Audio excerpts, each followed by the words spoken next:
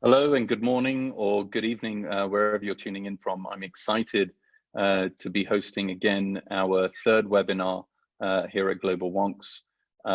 Excited that many of you are joining us from all different parts of the world, several different industries.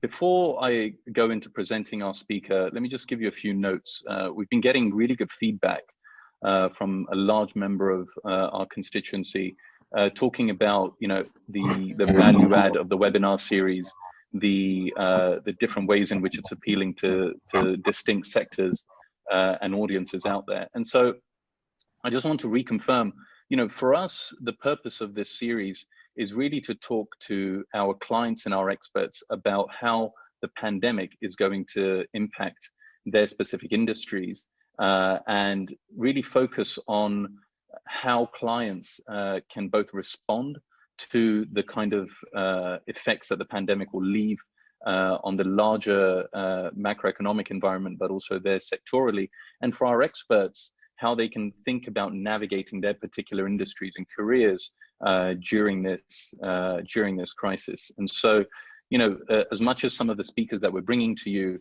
will be speaking at various other think tanks and universities, what our unique take here is that we want this to be very squarely focused on our community of clients and experts. So with that said, a message to our clients that our 40% discount offer for Network Pulse continues for another 6 weeks. So please do get in touch with Will Jessup at his email address, will.jessup@globalwonks.com.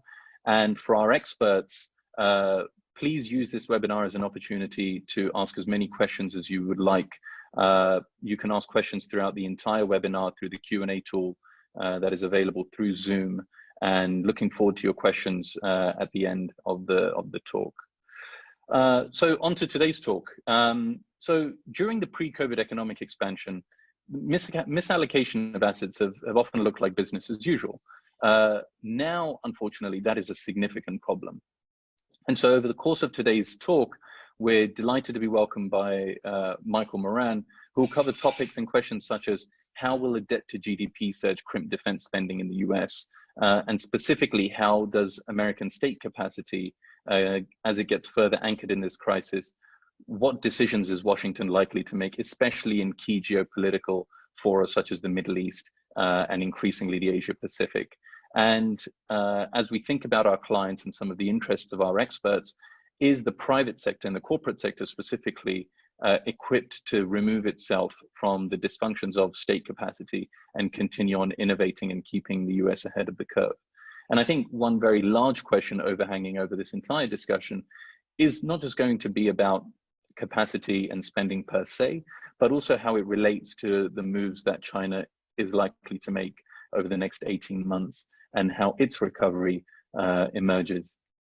So our speaker today, as I mentioned, is Michael Moran, who is CEO and Chief Research Officer at Transformative and a lecturer in political risk at the Korbel School of International Affairs.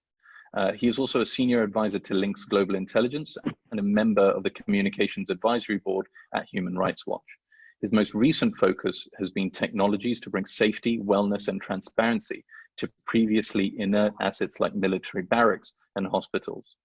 Before launching Transformative, Moran was executive editor of the Council on Foreign Relations, chief geostrategist at Rubini Global Economics, and a partner and chief macro US analyst at Control Risks. What really spurred on my discussion with Mike and to invite him today to speak to you all is really thinking back to his 2011 book, The Reckoning, Debt, Democracy, and the Future of American Power, which in many ways was prescient in thinking about that not just the last decade, but some of the challenges we're likely to face as the pandemic further unfolds. Mike is a winner of many awards, including 3 Emmy Awards for documentary filmmaking. His most recent documentary, Russia-US Relations, A Quest for Stability, was nominated for a 2019 Emmy and for an Overseas Press Club Award. Michael is a regular contributor to Foreign Policy magazine and Foreign Affairs, and can be seen delivering his insights on global trends and political developments regularly on CNN, CNBC, and other outlets. We're grateful that he is an expert on the GlobalWonks platform, and we are delighted that he's joining us here today. Mike, the floor is yours. Looking forward to your discussion. Well, thank you very much, Bilal, and thank you to everybody who's joined today. from around the world. We're obviously in a very unusual moment. I think historically there are points at which realities change, and you can look back just over the last half century to such things as the fall of the Berlin Wall, 9/11, the 2008 crisis in global finance. These are things that played out over time. Initial predictions of what would happen in many ways didn't really play out. It was the implications that only became clear several years later that that really mattered. For instance, for 9/11, the extent to which the United States would overreach and really kind of fumble the reaction in 2008, the extent to which it would, the reaction of sovereigns and central banks had stoked populism. And that is a phenomenon that's still with us, all of which now plays into this latest crisis of the outbreak of COVID-19 and the associated lockdowns. And it's important to not separate those two. The lockdown is very much part of the crisis. It's the part that people will really feel, other than those who are actually directly affected by the illness itself. And it's the one that's most likely over time to prompt the kind of delayed changes to reality that we've seen in past crises. So I want to start out with a very kind of top level where I think we are in terms of the United States and China. I mean, most of what we're going to follow here will be filtered through the relationship between the US and China, the growing rivalry. We've been in a transition from a kind of strategic cooperation with a lot of mutual interests in terms of T-bonds and trade, to a very, very pointed strategic rivalry bordering on, at this point, hostility. It's very close to that. I don't know where that line, where you cross that line, it may be, shots fired in the South China Sea, let's hope not. But we are at a very interesting inflection point, and COVID-19 vastly it raises the stakes in terms of what is possible in a downward sense on the state of the relationship, but also it opens the possibility for an awful lot of mischief from both sides, mischaracterizations of each other's actions, and accidentally stumbling into problems by misjudging the reactions or likely reactions of the other. So let's talk at a high level first, and then I want to get very specific about defense. First of all, the U.S. inability to kind of competently deal with this outbreak, I think, has stunned the world. The debate inside the United States is an echo chamber. Everything is being, especially because this is an election year here, everything is being couched in political analysis of how well or how poorly the White House has reacted to this. I think the more important takeaway for the world is that the United States system, a federalist democracy, reacted poorly, continues to be dysfunctional. I was talking to someone, a client, a couple of weeks ago, and it's as though we've declared war, but then the president has turned to the various states and said, fight it if you want to, raise your own armies, decide on whether you need gas masks and whether you need weapons. There has been very little central coordination. And I think if you look across the world, some of the most severely affected countries in the world have a kind of federalist or diffused system of government. And so Spain and Italy are excellent examples of this, where regional authorities played a very leading role in the response, with the national authorities laying back quite a bit at the beginning. And these are each, the United States, Italy, Spain, we're in the top 5 of per capita deaths per million in COVID. So I don't think the United States has arrested the slide in global influence that it has been experiencing roughly since the Iraq War became clearly a disaster. And I think that, if anything, that has accelerated. And that's going to have implications for business, for the way the United States calculates its defense posture, whether it's going to be forward-based, whether it's going to be focused on strategic or tactical capabilities. And I think it's going to hurt the United States in terms of setting a global agenda. In many ways, we have not come off as a leader. And in fact, the United States has not even put itself forward as a leader in a global sense. It's been very focused on the area within its borders and dealing with the outbreak locally. I think the Fed may be the great exception to that. The Fed continues to be a leader globally. It has effectively bailed out much of the world economy by fiat. I mean, ultimately, its remit is the U.S. economy, but it has a very open and kind of small L liberal definition of what U.S. interests are, and that includes, obviously, having the world's economy survive this as well. So let's talk about what's happening specifically in the U.S.-China relationship and how that relationship is going to manifest itself in terms of defense posture and spending in both countries. I think the beginning of that conversation should be that we went into this crisis in very poor shape in terms of bilateral relations. The kind of difficulties the Obama administration had with China were largely diplomatic and occasionally strategic military issues, for instance, cyber war, et cetera.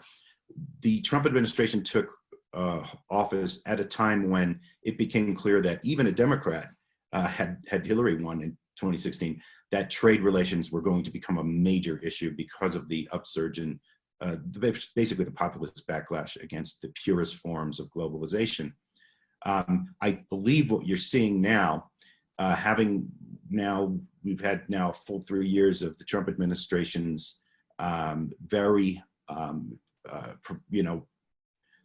tariff focused and, black and white calculus on what US-China trade is all about. We have come to the point where that is a real problem. The United States now is in the very beginnings of the real presidential election year. The China issue is cropping up on several fronts in the United States that will make it difficult to have rational, kind of measurable conversations about what the value of the relationship is. So, for instance, already some Republicans are casting the likely Democratic nominee, Joe Biden, as a friend of China, as pro-Beijing. Similarly, the administration seems quite divided over whether or not right now it wants to ink a big trade deal with China, even though that was a real priority before COVID-19. And of course, most importantly, you're seeing the rising rhetoric going back and forth between China and the United States. Much of it could be characterized as propaganda over whose fault this is, over whether there were deliberate efforts to discourage the United States from taking urgent steps early on that would have, obviously saved enormous amounts of national treasure. And then just an ugly kind of back and forth over whether China is ultimately deliberately trying to take the United States down, and similarly from China's side, where the United States is trying to scapegoat China in what is a global pandemic. So at a very high level, if you think about the old Cold War utopian dream that some force from Mars would attack Earth and it would precipitate all the world's powers to kind of join together and fight the Martian invasion. That's what COVID is. And boy, did we not join together. We've done exactly the opposite. The threat from without has actually divided further those with the most capacity to fight this. and that's a sad macro point. So what does it mean militarily? There's been in the past week a good deal of coverage of China's nighttime exercises out off the Taiwanese coast. I think you could read too much into that as a, there have been some questions about whether this is the, wag the dog moment. China goes in and invades Taiwan while we're busy self-isolating. I don't see it that way. I think China is doing what it always does. It's provoking and putting the marker down that it regards this as its territory and will do whatever it wants in that region. The U.S. has responded, as it has often, with a transit of a warship twice now through the Taiwan Strait in the last month. The problem is U.S. capacity to actually counter an invasion of Taiwan has deteriorated enormously in the past 10 to 15 years. Part of that is the fact that we spent the first decade of the 20th century building a military that was not going to be useful for the rest of the century, essentially a counterinsurgency, heavily armored land-based military for the Iraq War, which ultimately is not really that relevant for the strategic challenges that we now face in the Pacific.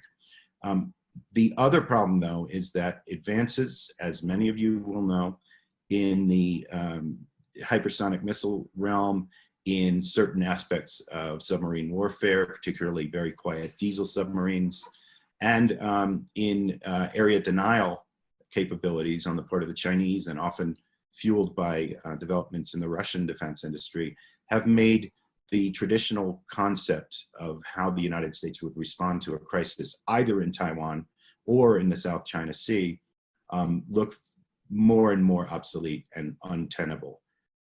U.S. carriers now, the last one, the Gerald Ford, I think clocked in over $15 billion.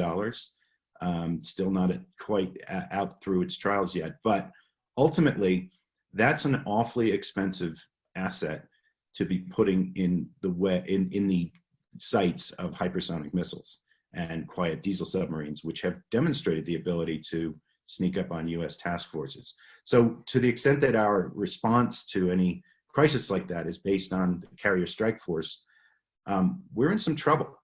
And that trouble has not been acknowledged by U.S. defense planners.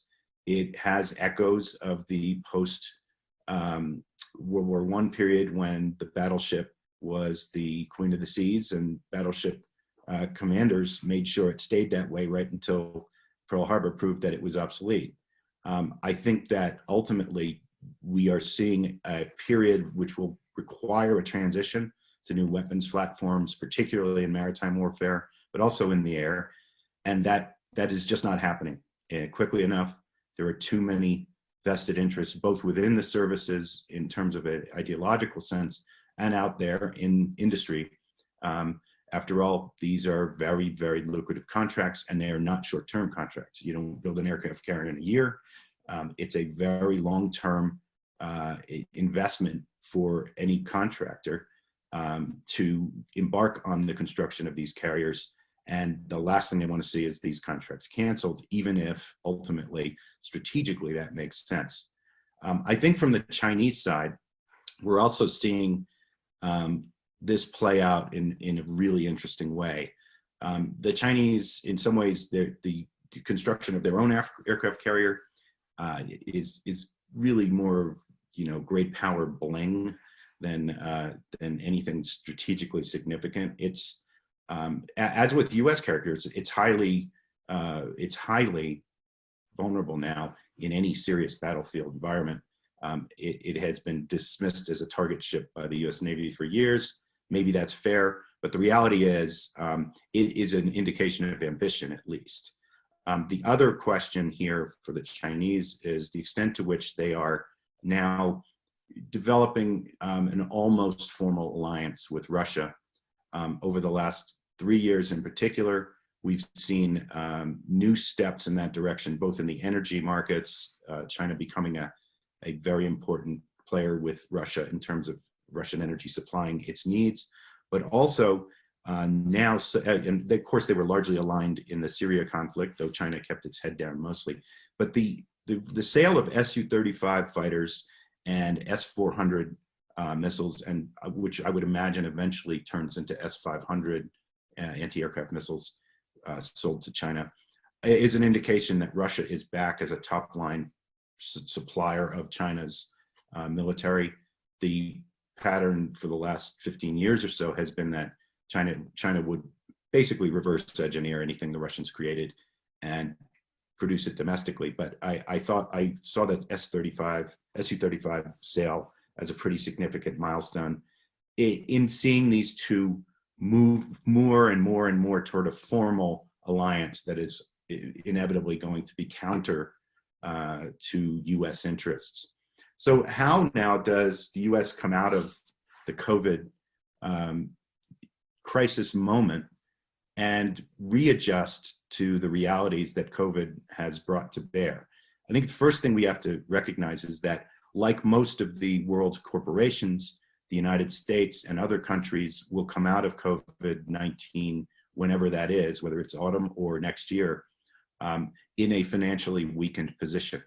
In particular, for the sovereign, for the United States, GDP, I think the latest figures I saw were 106%, just taking into account what has already been appropriated in terms of relief and stimulus by the US Congress. That's massive. That is World War II figures. And remember, after World War II, the global economy gave the United States 30 years of economic dominance to whittle that number down. That's not going to happen, I project, in the next 30 years. It's going to be a fight for every market and for every point of GDP growth. So the United States comes out of this severely crimped. I also believe that the United States comes out of this with at least some portion of the national security community aware that they have misdefined what it is to defend the nation. If, for instance, you cannot react logically or competently to a problem like COVID-19, do you not raise the question for the nuclear proliferators of the world is, well, why do that? Why not just develop a biological capability? After all, and apologies to my good friends in Baltimore, but if North Korea had destroyed Baltimore with a nuclear weapon, the entire US economy would have been shaken, but it would not have stopped. So this is a pretty amazing demonstration of the power of biological weapons, something that is easy to take for granted, and something that frankly got very distorted and then downplayed after the missteps of the Iraq invasion, where WMD was, obviously the motive for the invasion. I think that you'll also now see some real concern about poor allocation of defense resources that predated COVID, because inevitably the crunch in spending is going to raise all sorts of questions. Now, when I'm talking about misallocation and some of the more recent initiatives that rode the explosion of defense spending that came into office with Donald Trump, I have a hard time believing that the full nuclear modernization plan, which is quite expensive and frankly is avoidable if you want to have serious talks with the Russians and others, will go forward as planned. It's very expensive, and it will be looking like a luxury, I think, to the Congress once this pandemic plays out. Similarly, I think the Space Force, I know it excites the little boy and everybody, but it seems awfully silly right now, given what we're facing here on Earth in a biological sense.